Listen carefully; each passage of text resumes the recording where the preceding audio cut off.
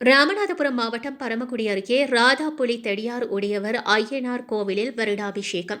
ஐயனாருக்கு புனித நீர் ஊற்றி அபிஷேகம். திரளான பக்தர்கள் சுவாமி தரிசனம் செய்தனர். ராமநாதபுரம் மாவட்டம் பரமக்குடி அருகே உள்ள ராதாபுலி ஸ்ரீ தெடியார் உடையவர் ஐயனார் திருக்கோவிலில் 16ஆம் ஆண்டு வருடாபிஷேக விழா சிறப்பாக நடைபெற்றது.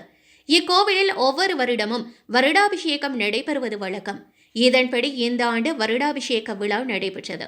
அதிகாலை முதல் தொடங்கிய விழாவானது யாகசாலை பூஜை, கும்ப பூஜை மற்றும் மகா பூர்ணாகுதி நடைபெற்றது. தொடர்ந்து கும்ப கலசங்களுடன் கோயிலை வலம் வந்து ஐயனார் மற்றும் கோயிலில் உள்ள அனைத்து பரிவார மூர்த்திகளும் சிவாச்சாரியர்கள் புனித நீர் ஊற்றி வருடாபிஷேகம் நடைபெற்றது. இதையடுத்து கோயில் வளாகத்தில் மதியம் அன்னதானம் நடைபெற்றது. விழா ஏற்பாடுகளை திருக்கோயில் நிர்வாகிகள் செய்திருந்தனர்.